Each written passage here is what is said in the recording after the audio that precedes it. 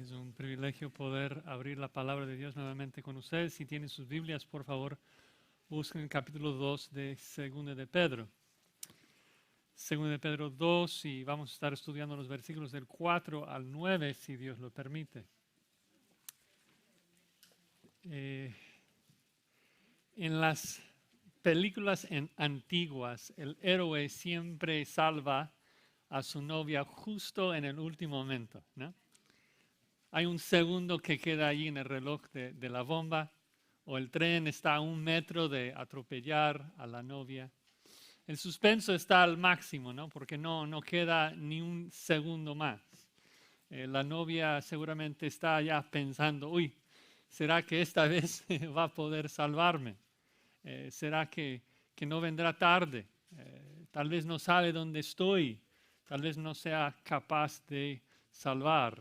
Y justo cuando se acaba toda esperanza de salvación, pues en este momento que parece que los malos esta vez sí van a ganar, pues repentinamente entra el héroe y destruye al enemigo, salva el día.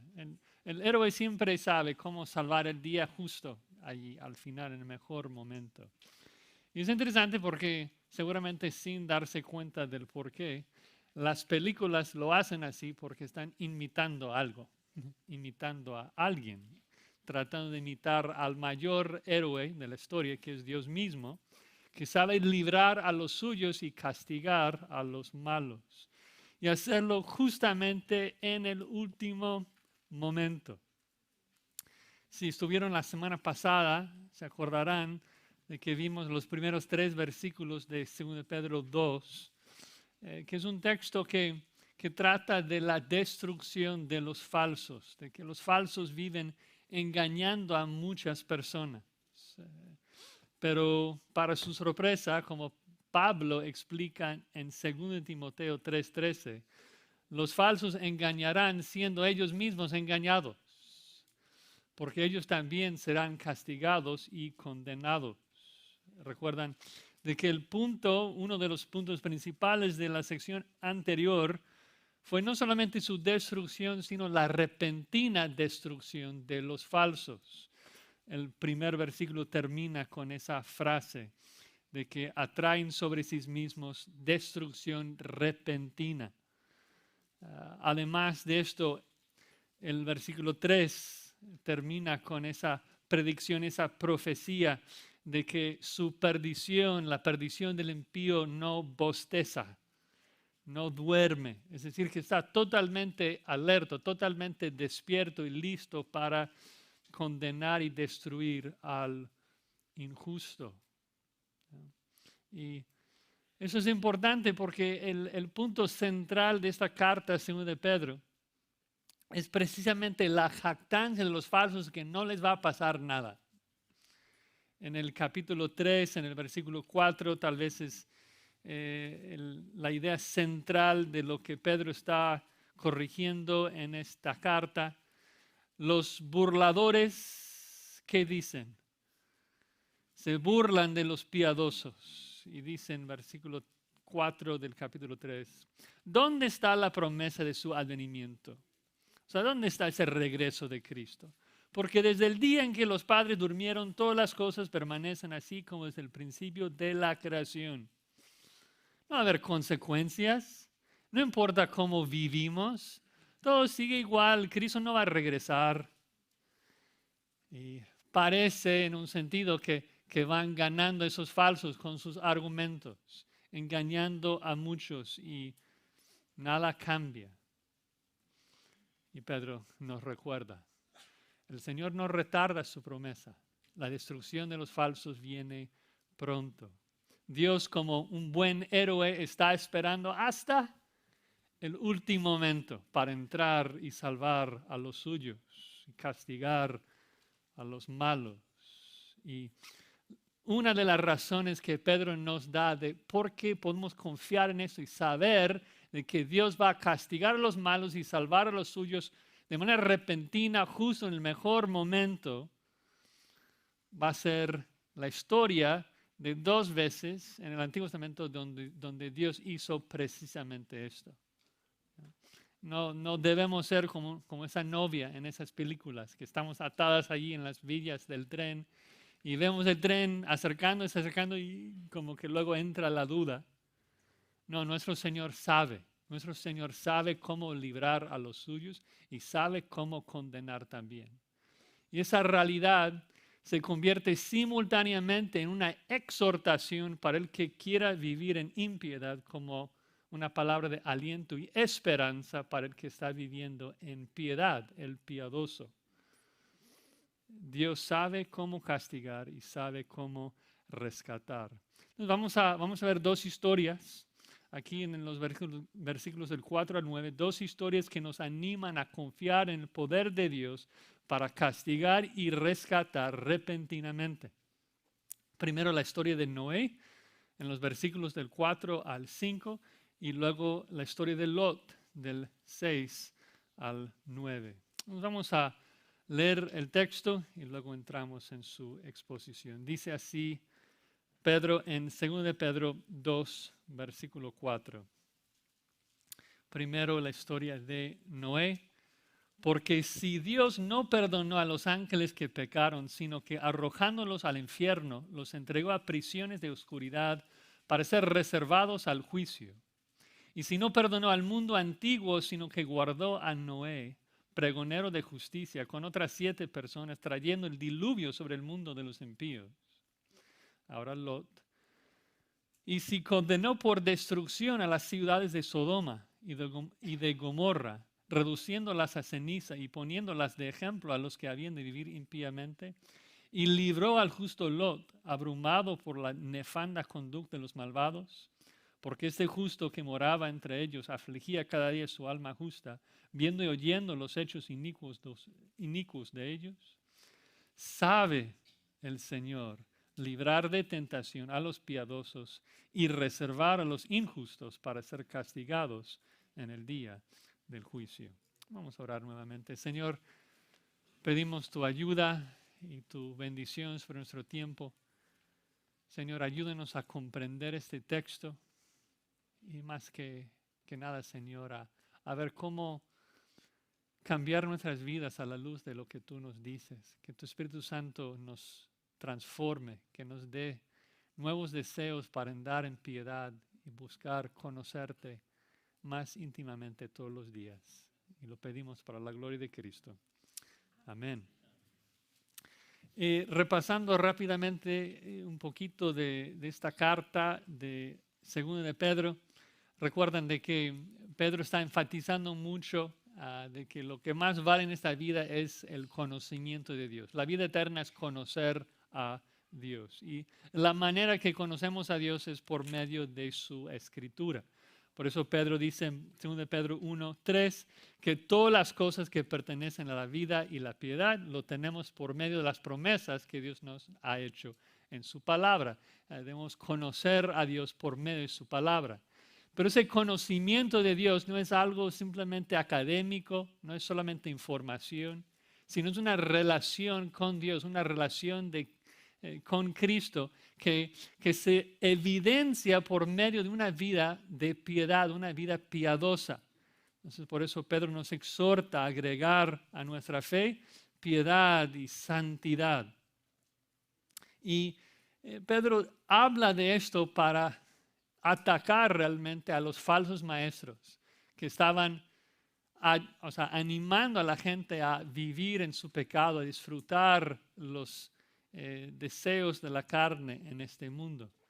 Falsos maestros que inventaban enseñanzas falsas. Y Pedro nos anima de que sus enseñanzas él no las inventó. Él es testigo ocular de las enseñanzas, el poder y la majestad de Cristo.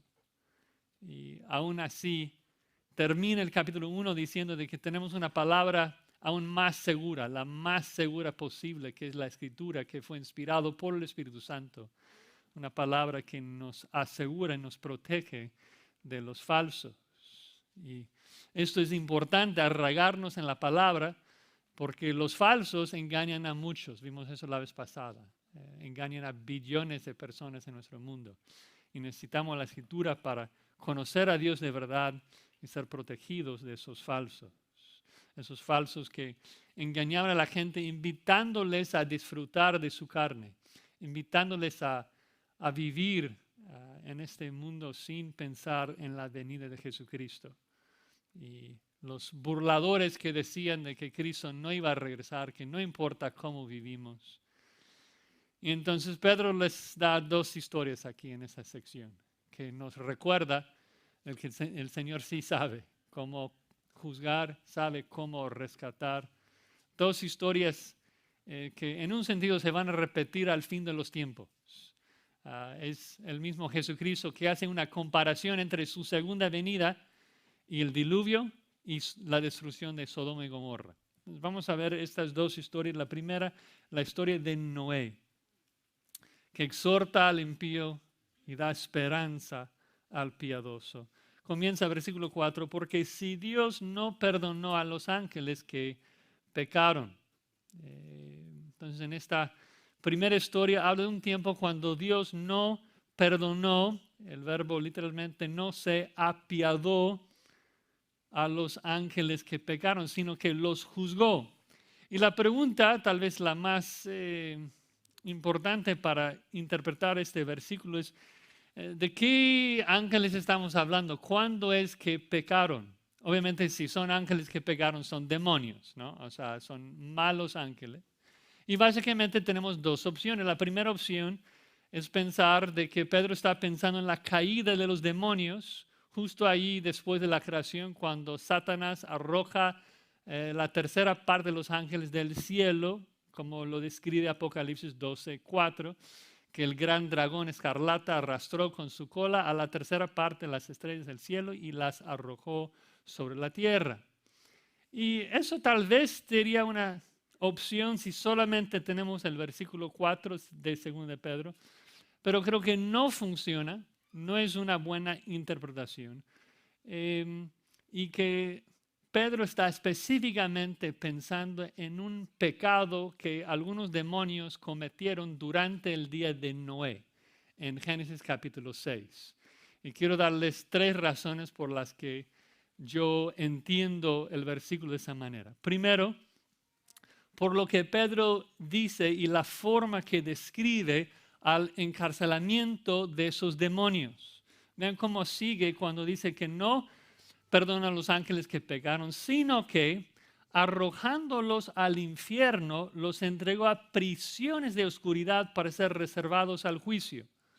No todos los demonios fueron encarcelados, no todos los demonios fueron entregados a prisiones de oscuridad. Eso describe a ciertos demonios que fueron encarcelados.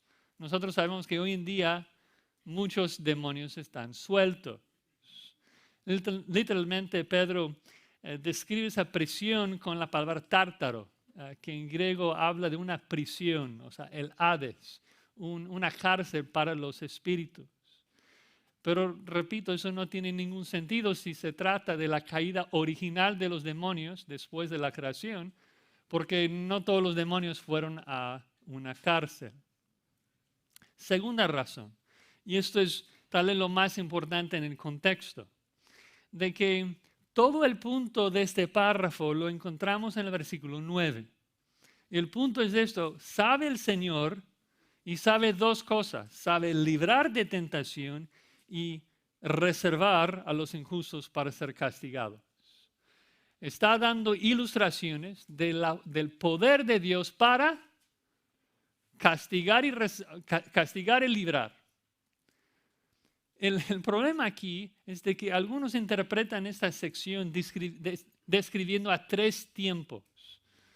Primero, versículo 4, los ángeles que pecaron en la semana después de la semana de la creación, y luego el tiempo del diluvio con Noé, y luego el tiempo de Sodoma y Gomorra con Lot. Observen 3 tiempos, pero eso no puede ser. ¿Por qué? Porque hay solamente 2 hombres que fueron rescatados en esos versículos. Noé es rescatado y Lot es rescatado. Y si el punto de Pedro es mostrarnos cómo Dios puede librar a alguien de una situación difícil de los malvados, entonces solamente podemos estar hablando de 2 tiempos, los tiempos de Noé y los tiempos de Lot. ¿Sí me siguen? Entonces uno dice, pero ¿Cuándo es de que ángeles pecaron o cómo es que pecaron en los tiempos de Noé? Bueno, para esto, y es la tercera razón de que eso trate de ángeles que pecaron durante el diluvio, y es porque la enseñanza común, la enseñanza aceptada de los rabinos de Génesis capítulo 6, es de que cuando los hijos de Dios vieron que las hijas del hombre eran hermosas, de que esos hijos de Dios eran demonios. Entonces, si Pedro quiere usar historias conocidas entre los judíos, esas dos historias eran muy, muy conocidas. Entonces, si quieren, regresemos rápidamente a Génesis 6 y vamos a ver, no tenemos tiempo de ver todos los pasajes, pero vamos a ver tal vez unos 4 o 5 pasajes en donde la Biblia habla de esta temporada en donde demonios cayeron en pecado con la humanidad. Génesis capítulo 6, leyendo desde el primer versículo. Dice, aconteció que cuando comenzaron los hombres a multiplicarse sobre la faz de la tierra y les nacieron hijas, que viendo los hijos de Dios que las hijas de los hombres eran hermosas, tomaron para sí mujeres, escogiendo entre todas. Y dijo Jehová, no contenderá mi espíritu con el hombre para siempre, porque ciertamente él es carne, mas serán sus días 120 años. Luego gigantes, luego Dios destruye a todos esos descendientes de sobre la faz de la tierra. Entonces es un pasaje lleno de misterio. No nos da mucho aquí Moisés sobre lo que pasó, pero no está simplemente hablando de la mezcla de la línea piadosa de Seth con gente inconversa. La frase allí, los hijos de Dios, solamente se usa en el Antiguo Testamento en referencia a seres angelicales. Por ejemplo, en el libro de Job se usa varias veces. Recuerden, Job 1:6 dice que un día vinieron a presentarse delante de Jehová los hijos de Dios, entre los cuales vino también Satanás. Es una frase en el Antiguo Testamento, los hijos de Dios, que se refiere no a los creyentes, sino a seres angelicales. Y en Génesis 6:2, esos seres angelicales se mezclaron de alguna manera con mujeres. Moisés no nos indica cómo, si poseyendo a ciertos hombres. Obviamente los ángeles no se casan entre sí, no son seres biológicos como nosotros. Pero lo que sabemos es de que fue algo tan feo que Dios limpió el mundo de todos sus descendientes en el diluvio. Es interesante de que esa historia ahí donde los demonios intentaron arruinar la redención del hombre y se metieron ahí en la humanidad, se menciona en varias otras partes de la Escritura. Confirmando nuestra interpretación. Por ejemplo, si pueden buscar algunos otros pasajes, Primera de Pedro capítulo 3 hace mención de lo mismo. En Primera de Pedro 3:19, en Primera de Pedro 3:19, Pedro está hablando de la cruz, de que Cristo murió. Y luego entre la cruz, la muerte de Cristo y la resurrección de Cristo, noten lo que hace Cristo después de morir y antes de ascender a su Padre. Dice, versículo 19, en el cual también fue y predicó a los espíritus encarcelados. ¿Quiénes son esos espíritus encarcelados? Dice, los que en otro tiempo desobedecieron cuando una vez esperaba la paciencia de Dios en los días de Noé. Entonces tenemos unos espíritus encarcelados y Cristo después de morir pasó a esa prisión, predica, anuncia su victoria a ellos y luego asciende al Padre. Ahora algunos dirían, esos solamente son los espíritus de los hombres malvados y Cristo como que fue allí y predicó, les dio otra oportunidad de ser salvos. Imposible, por razones teológicas.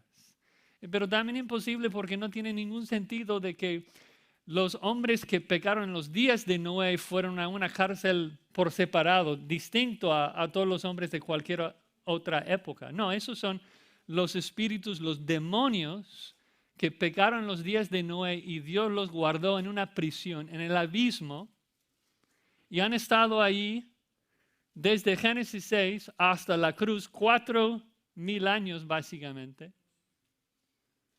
Y Cristo, antes de ascender a su Padre, baja al abismo y anuncia su victoria. Esos demonios que intentaron arruinar la redención, Cristo va a anunciar su victoria.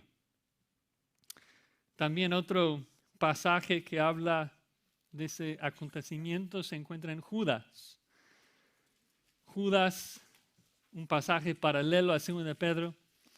Judas, versículo 6, dice lo siguiente.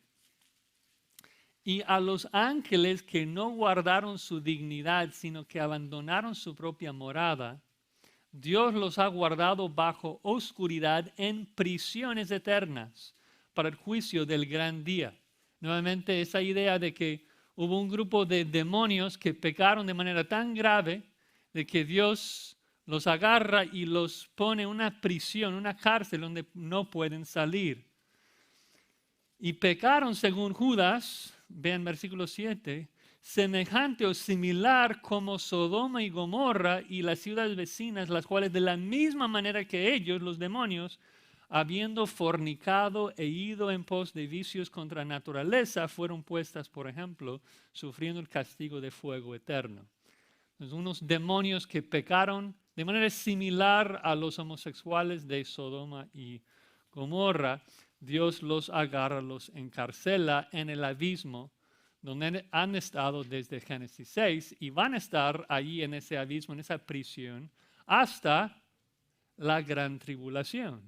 Y luego en Apocalipsis capítulo 9, Dios entrega una llave, un ángel, el ángel va al abismo, abre el abismo y ¿quién sale?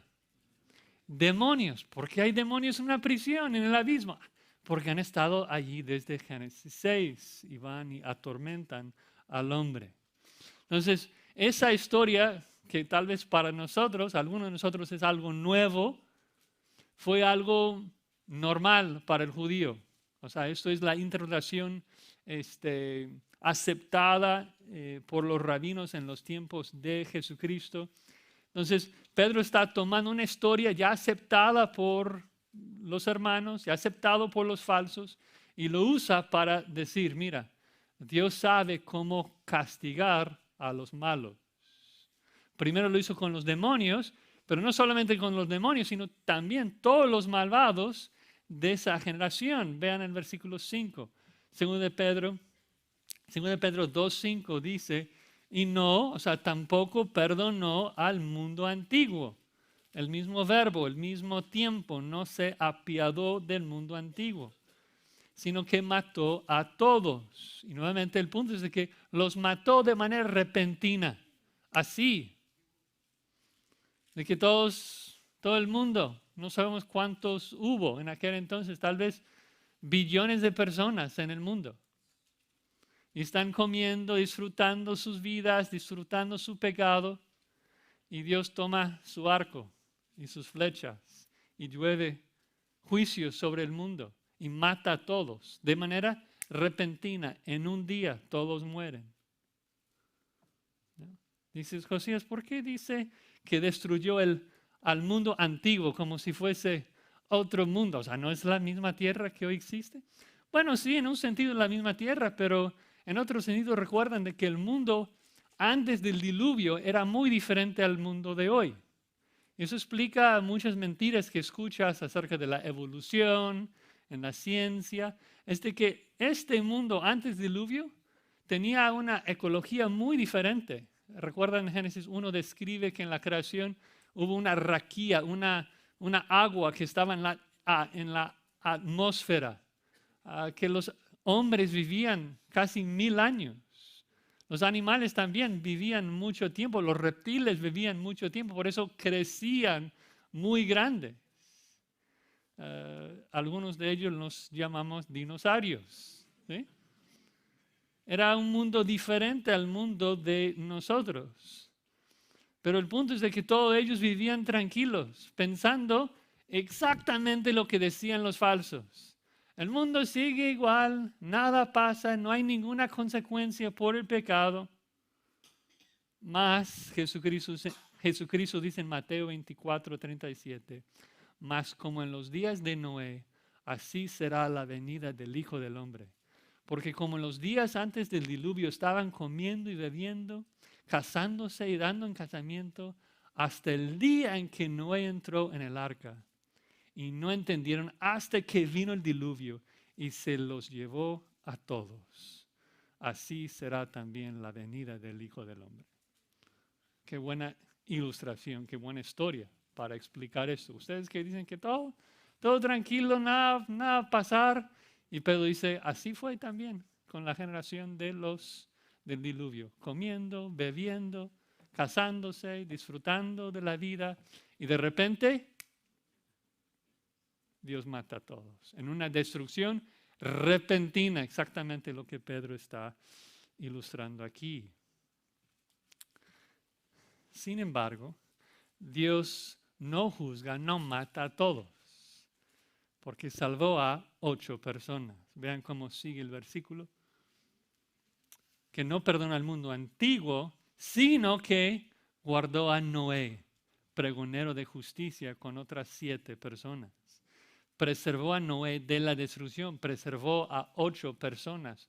Dios sabe no solamente castigar, Dios también sabe cómo librar a los suyos, sabe librar a los piadosos. Pedro enfatiza eso, que no es pregonero de justicia, que el mundo impío andaba tras su impiedad, viviendo según su pecado, y Noé no.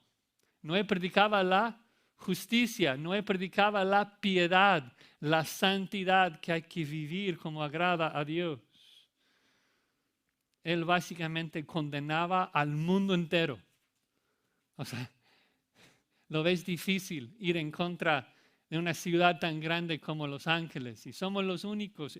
No, somos miles. No estaba solo.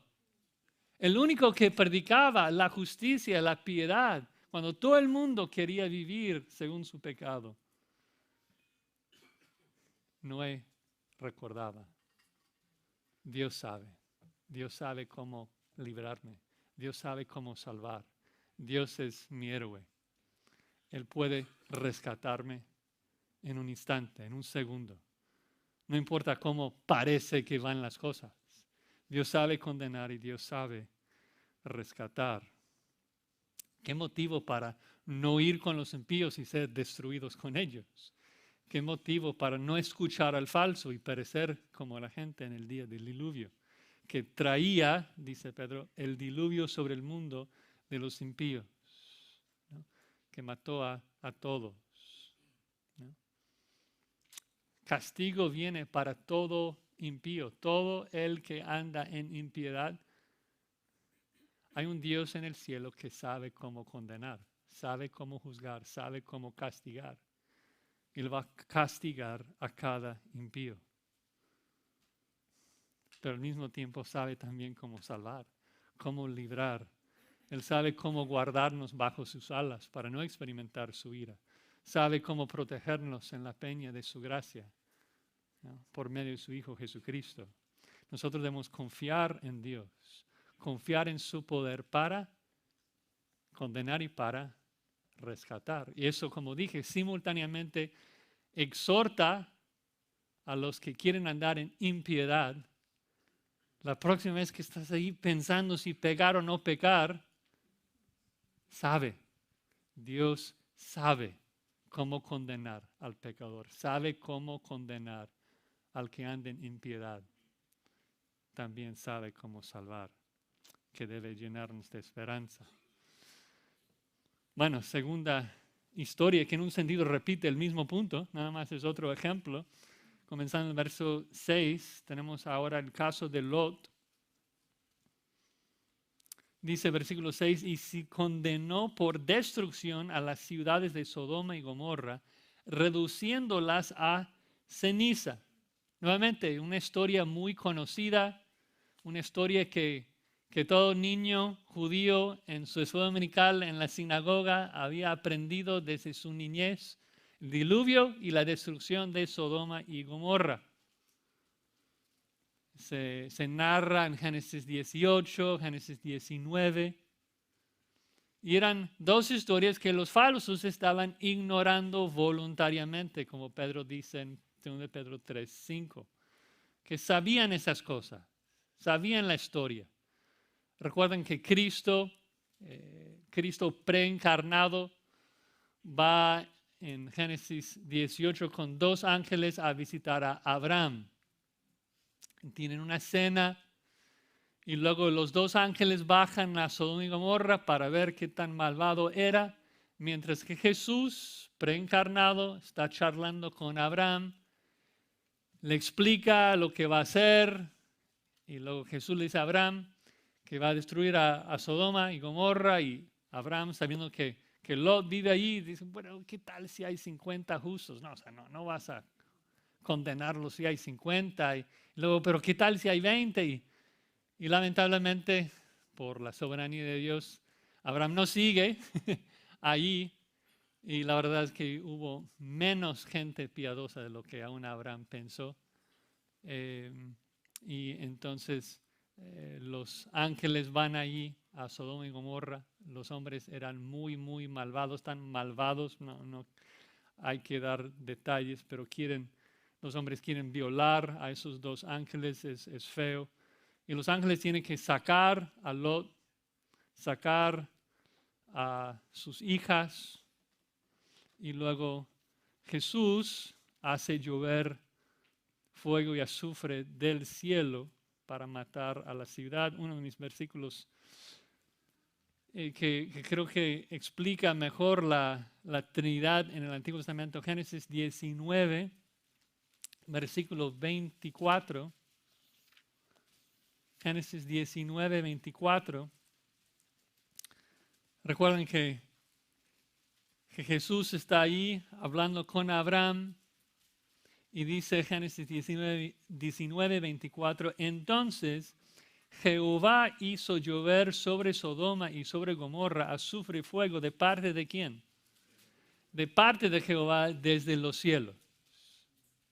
¿Cómo es que hay un Jehová aquí en la tierra y otro Jehová en el cielo? No es de que hay 2, es de que Jehová es un Dios trino.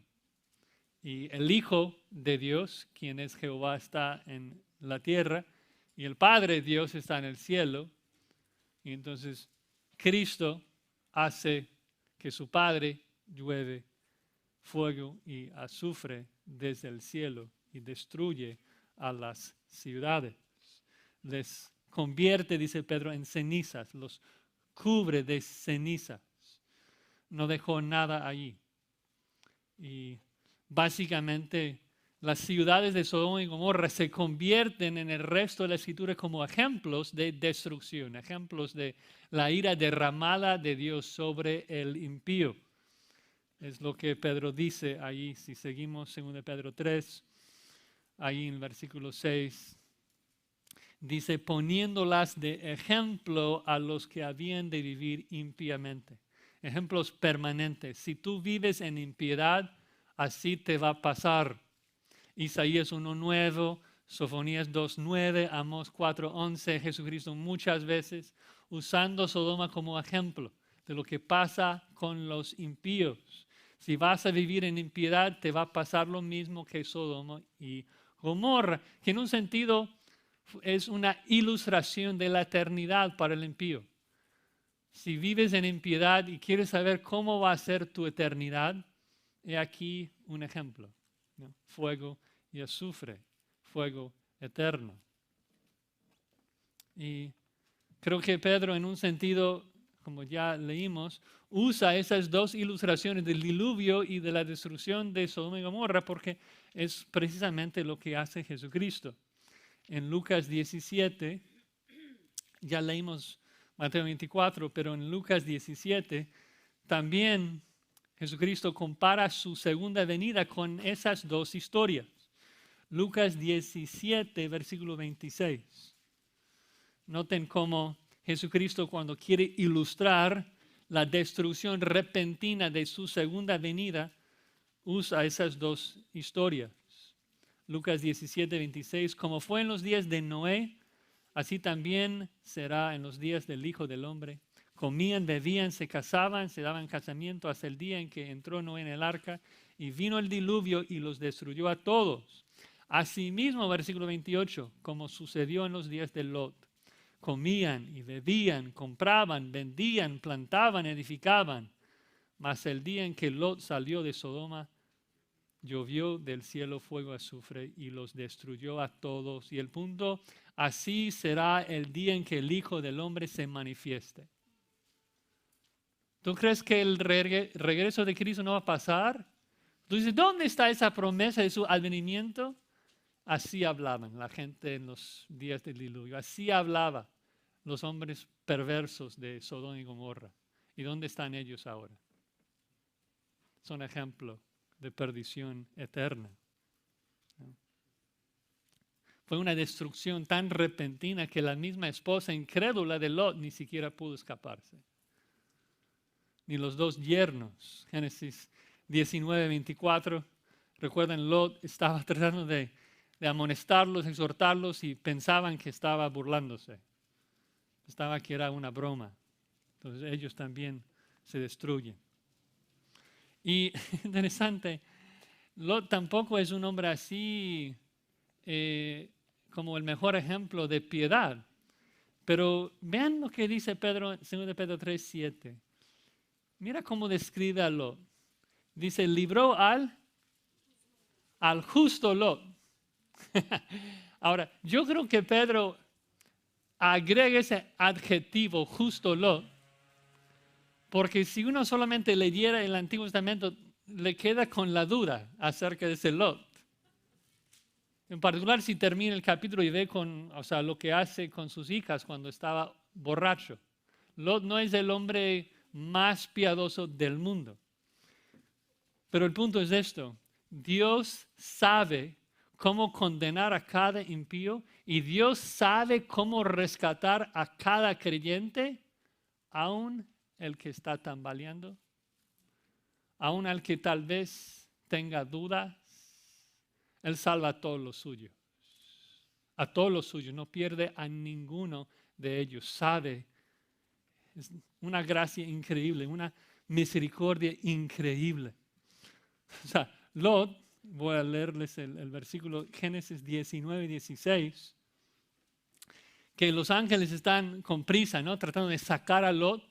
Lot está animando a sus hijas o sus yernos a salir, no quieren salir. Entonces, Lot mismo dice el versículo 16, deteniéndose él, los varones asieron de su mano y de la mano de su mujer, de las manos de sus dos hijas, según la misericordia de Jehová para con él, y lo sacaron y lo pusieron fuera de la ciudad.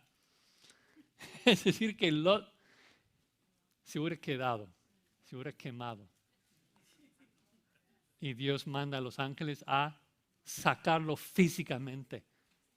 Nadie viene a mí si el Padre no lo arrastre. O sea, Dios tiene que llevarnos. Pero a la persona que Dios ha justificado, Él siempre lo salva, siempre lo preserva. Y luego Pedro, sabiendo de que tal vez no vamos a pensar que Lot es tan justo, explica por qué Lot es creyente. Y eso es inspirado por el Espíritu Santo. Que Lot era abrumado por la nefanda conducta de los malvados. ¿No? El creyente no siempre anda perfectamente, no siempre hace todo de manera piadosa, pero un fruto obvio de un creyente es de que el pecado le afecta, le abruma, lo odia. ¿No? Dice versículo 8, porque ese justo que moraba entre ellos afligía cada día su alma justa, viendo y oyendo los hechos inicuos de ellos. ¿No? Lo odiaba ese pecado que le rodeaba, le molestaba. Tal vez no siempre tenía victoria, pero siempre le afligía. Cada día el pecado le molestaba y eso sí es un fruto del Espíritu Santo en nuestras vidas. Que no podemos seguir el pecado. ¿Por qué? Porque nos molesta. El cristiano no puede perseverar en su pecado, es imposible. Dios no lo permite. Y como una lección, si tú eres un verdadero hijo de Dios y tú sigues perseverando en tu pecado, ¿qué es lo que Dios va a hacer? Dios te va a sacar de esto de manera dolorosa a veces. Dios te va a disciplinar porque el creyente no puede perseverar en su pecado. Pero ¿cuál es otra vez el punto de esa ilustración, de esa historia? De que Dios sabe. Dios supo cómo condenar a esos hombres impíos. Lo hizo de manera repentina. Ellos disfrutando la vida, disfrutando su pecado, de la homosexualidad. Y Dios sabe, Dios ve, y Dios los juzgó repentinamente. Y Dios también sabe quiénes son los suyos, quiénes son los que realmente Él ha salvado, y Él sabe rescatarlos. De situaciones que parecen ser imposibles, como que no hay salvación. Que Dios va a inundar todo el mundo con un diluvio. ¿Cómo va a salvar a Noé? Pues le instruye cómo edificar, cómo construir un arca. Y Dios va a llover fuego y azufre a toda la ciudad. ¿Cómo va a salvar a Lot? Pues unos ángeles le van a sacar de allí a la fuerza. Dios sabe cómo condenar, Dios sabe cómo librar. Exhortación para el que quiere vivir en impiedad, esperanza para el que quiere vivir de manera piadosa. Versículo 9, de manera explícita el punto. Entonces sabe el Señor librar de tentación a los piadosos. Por eso oramos. Mateo 6, 19, la oración. El Padre nuestro, ¿qué oramos? Líbranos del mal, mismo verbo. Líbranos. Líbranos de tentación, dice Pedro. Tentación, esa palabra probablemente sería mejor traducida como prueba. La palabra prueba, la palabra tentación en un momento es la misma palabra. Solamente el contexto determina si es prueba o tentación. Pero es la misma palabra cada vez que lo ves en tu Biblia. Cuando dolor viene a tu vida, o es una prueba para santificarte, o es una tentación para destruirte. Depende de qué ángulo lo ves.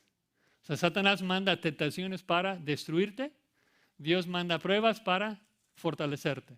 Pero es el mismo dolor, es la misma prueba. Solo que Dios tiene buenos motivos y Satanás tiene malos motivos. Cada otra vez que Pedro utiliza la palabra se traduce como prueba, ¿no? La prueba, la aflicción, la dificultad. Dios sabe cómo librarnos de esa aflicción. Libra a los piadosos, dice Pedro. También una palabra favorita en 2 de Pedro, se usa varias veces. Tanto en su forma positiva como en su forma negativa. Piadoso y el no piadoso, o sea, piedad e impiedad. El piadoso y el impío. Pedro dice, 2 de Pedro 1:3, 1:6, 7, de que todo lo que necesitamos para la vida y la piedad lo tenemos en la Escritura, por eso debemos vivir en piedad. En el capítulo 2 y 3, Pedro describe a los impíos, los que viven en impiedad. Entonces, si alguien vive en impiedad, lo que le espera es destrucción repentina. Si alguien vive en piedad, como evidencia de su salvación, Dios sabe librarlo. Dios sabe rescatarlo. Y obviamente, no solamente de pruebas y dificultades aquí en esta vida. El creyente, mayormente Dios le libra de su ira venidera, le libra del infierno. Pero Dios solamente libra a los justos del infierno. A los demás, a los impíos, dice que los reserva, los guarda. Guarda a los injustos para ser castigados en el día del juicio. Guardar también es un verbo muy importante en Pedro, en Judas también. Que Pedro argumenta de que todos los hijos de Dios son guardados por Jesucristo para su salvación. Nosotros somos guardados por Dios. Somos seguros. Recuerden en 1 Pedro 1, versículo 4, de que dice que somos por la resurrección de Cristo, hemos sido salvos para una herencia incorruptible, incontaminada, inmarcesible, reservada en los cielos para nosotros, que sois guardados por el poder de Dios mediante la fe para alcanzar la salvación. Entonces, Cristo nos guarda, nos tiene guardados para su salvación, para disfrutar el cielo, pero con la misma firmeza en que Dios guarda a su Hijo para la salvación, Dios guarda al impío para la condenación. Dice que reserva, guarda a los injustos para ser castigados en el día del juicio. Hablamos mucho de la seguridad de la salvación del creyente, pero el que quiere andar en impiedad, su condenación es igualmente segura. No hay escape. No hay segunda oportunidad. El que rechaza a Cristo seguramente experimentará el infierno, así como nos demuestra la historia del diluvio y de Sodoma y Gomorra. Dios sabe cómo castigar al impío. Nadie se escapa. Entonces estamos en un sentido viviendo en una época en donde los burladores siguen con su burla, ¿no? Todo sigue igual, nada va a pasar, no hay consecuencias, no importa cómo vives, es mejor buscar la riqueza, buscar la prosperidad, buscar el deseo de este mundo. ¿Por qué no disfrutar el pecado un poquito? Y a veces el que profesa ser creyente es seducido. Ve, como dice el salmista en el Salmo 73, ve la prosperidad del impío y su corazón se llena de envidia. Quiere disfrutar lo mismo. Y Pedro dice, piensa, porque Dios sabe. Tal vez te sientas como esa novia, que estás en las vías del tren, la destrucción viene, los malos van ganando, y estás perdiendo esperanza. Y Pedro dice, no, el Señor sabe. Dios es un increíble héroe. Él sabe rescatar a los suyos justo en el mejor momento. Él sabe dónde estás. Tú no vas a ir al infierno, Él te va a salvar. Pero también el Señor sabe cómo castigar. Ningún malvado se va a escapar. Y van a terminar con una destrucción repentina. Así como la gente que estaba comiendo feliz el día antes del diluvio. Cristo va a regresar mañana. ¿Estás listo para esto? ¿Estás listo para su venida repentina? Si estás viviendo en pecado, no estás listo. Debes abandonar tu pecado, arrepentirse y clamar a Dios. Perdóname. Yo confío en Jesucristo, su muerte y resurrección para el perdón de pecados. Quiero estar listo para tu venida repentina. Amén. Señor, ayúdanos a confiar en ti y que tú sabes cómo rescatarnos, tú sabes cómo salvarnos. Eso debe ser un aliento, eso debe llenarnos de esperanza. Pero también entendemos de que tú sabes cómo condenar al injusto. Y te rogamos que eso nos aleje del pecado, que eso nos anime a abandonar cualquier pecado que nos haga alejarnos de ti. Damos gracias por tu palabra, Señor, por la exhortación y el ánimo que recibimos siempre que la estudiamos. Y oramos que tu Espíritu Santo nos transforme y nos haga vivir de manera que más te agrade. Y lo pedimos en el nombre de Cristo. Amén.